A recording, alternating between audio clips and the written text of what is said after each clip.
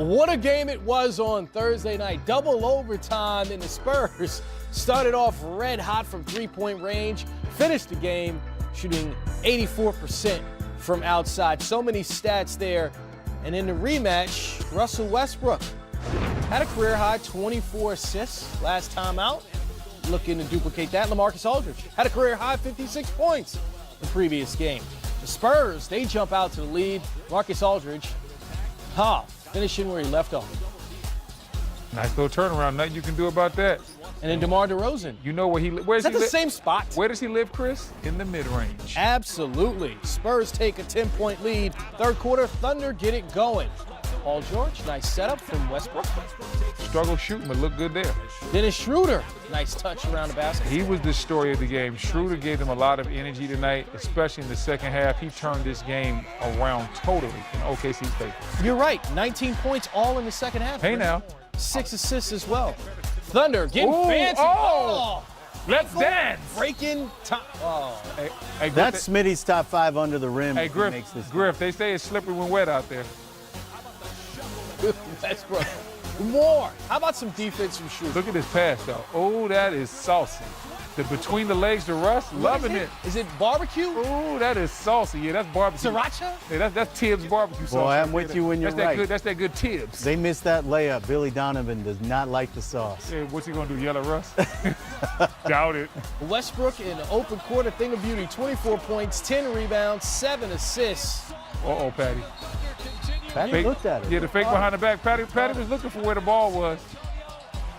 And the Thunder, a rebound from their double overtime loss with the win 122-112. So Dennis Schroeder, you see him in the box score, 19 points, 6 assists, those 4 steals. That doesn't even tell the whole story of how incredible he was for the Thunder.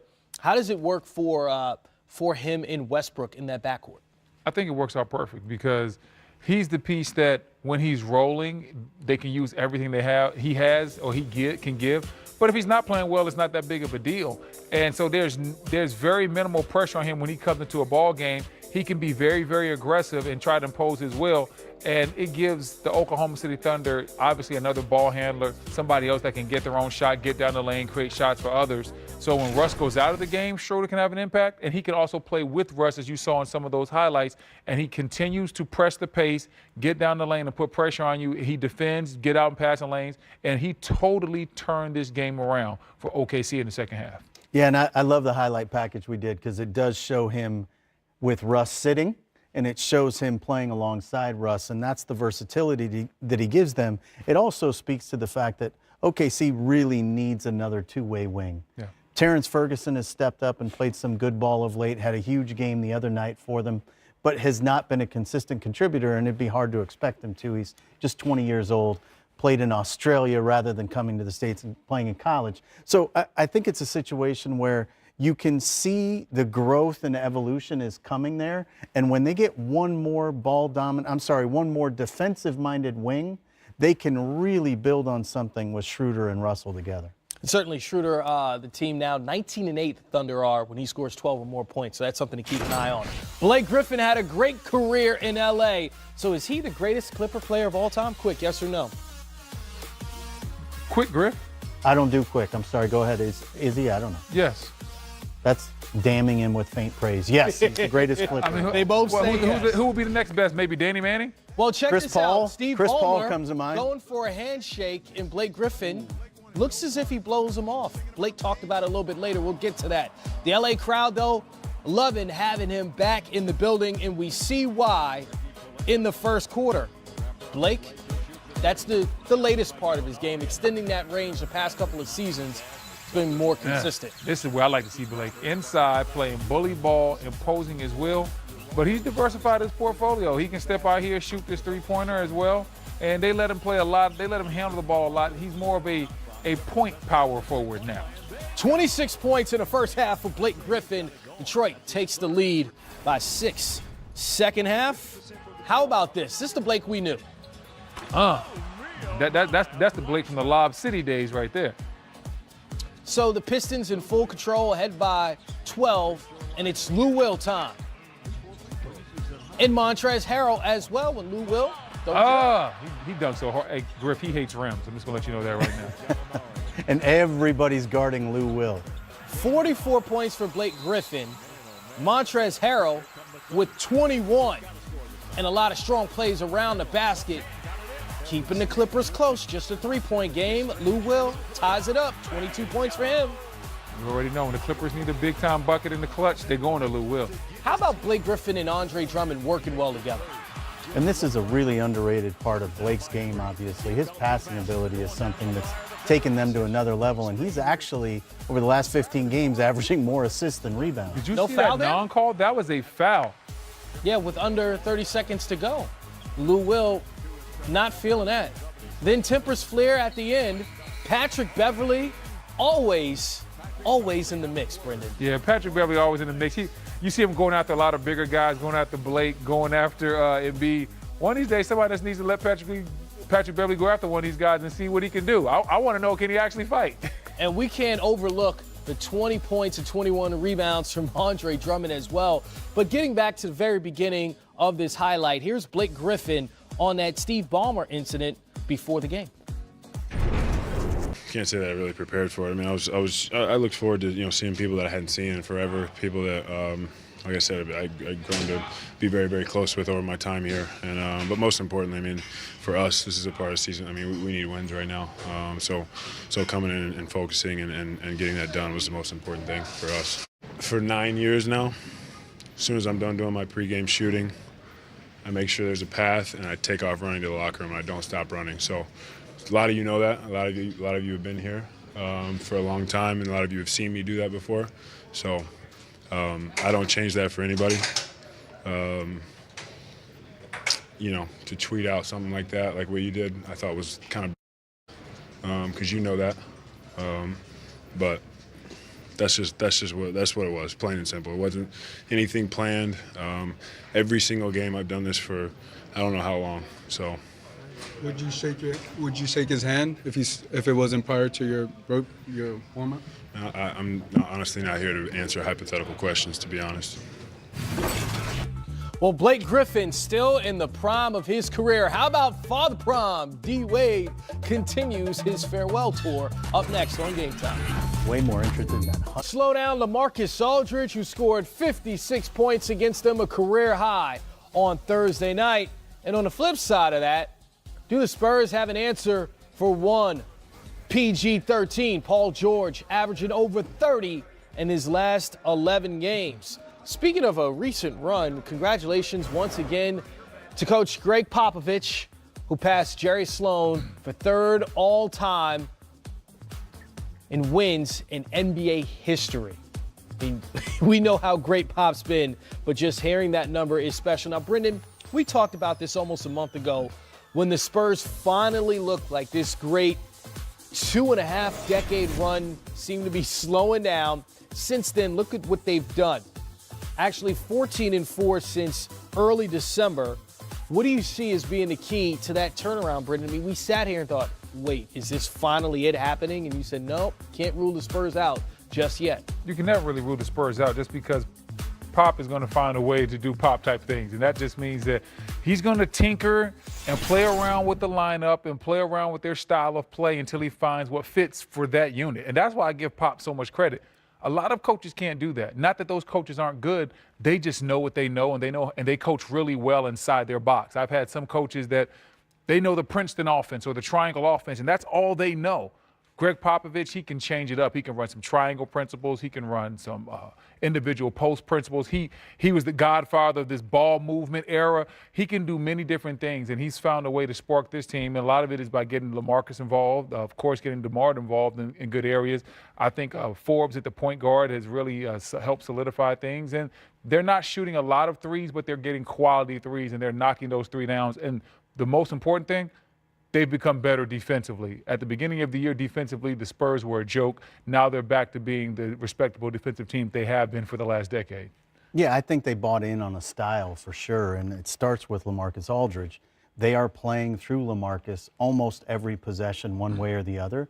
DeMar DeRozan is really being taken advantage of from a playmaking perspective, much more so even than the scoring aspect of what DeMar does. He's really gotten the ball moving to a point where everyone they bring in off the bench is getting really good looks. You saw in that graphic, they're leading the league in that span in three-point shooting. Davis Bertans coming in shooting 52% during that span from three. Bellinelli's shooting 46%. Bryn Forbes is shooting 44%. So they're getting contributions all throughout that roster. But the other thing Pop does, to your point about being able to do almost anything, he's going to play the guys that are playing well. Right. No one is sacred in a Pop run situation. If you're not getting it done, you sit down and he plays someone else who will. And I think you've seen that entire team now brought their defensive intensity because they understood if they didn't, they weren't going to play. It's a rare thing you can do when you've got the roster they have. And you say the roster that they have because for years the names ring bells, right? Tim Duncan, Tony Parker, Manu Ginobili, and even Kawhi Leonard. None of those names are there. And when we look at this roster, you think LaMarcus Aldridge has never really proven it in the postseason. DeMar DeRozan, we know he's struggled in the postseason. Do you have faith that this group of guys can get it done in the playoffs when you look at this Spurs roster? What do you mean by get it done? The way it's currently constructed. Do you When you say get it done, win one series, win multiple. In the Western Conference, they have a shot. They have a shot. Like, I can't say, because the Western Conference, I don't really have faith in anybody outside of the Golden State Warriors.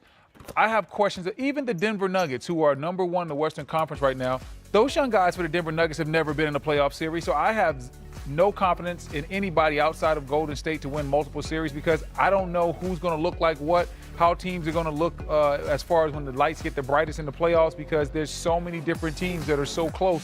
When you look up in the win column, you could clearly see a 6 knocking off a 3 this year because you don't know what the confines of that matchup's going to look like, and you don't know who's really going to have the advantage. Like, the Lakers could be a 7 seed, and if the Lakers took on Denver with a healthy LeBron James, guess what? It might be advantage LeBron James. So it's just one of those things you never know where it's going to go in the Western Conference. So the Spurs right now, they're jumbled up with a lot of teams underneath the Golden State Warriors where I don't know what I'm going to get. It's interesting that you mentioned that 6-3 because last year we saw the New Orleans Pelicans behind a great series with Anthony Davis do just that. And when you look at what you said, LeBron James as being LeBron James, you always got to consider him to be a guy you pick in a series. But the Spurs don't have that type of player, as you say, pole one type of player, right, Griff? So do you see this roster, or is Pop just that great that they can do it without a pole one player? Well, Pop is special good, and that's not a surprise. We showed the graphic. He's third all-time in wins, and he's been special good for 20 years. I think what's interesting about their roster, and we talked about it briefly just a moment ago, teams are not used to defending the post on a regular basis. The game is being played so differently now everywhere else to a huge degree. What Pop is doing is zigging when everyone else zags, and he's playing two bigs all the time.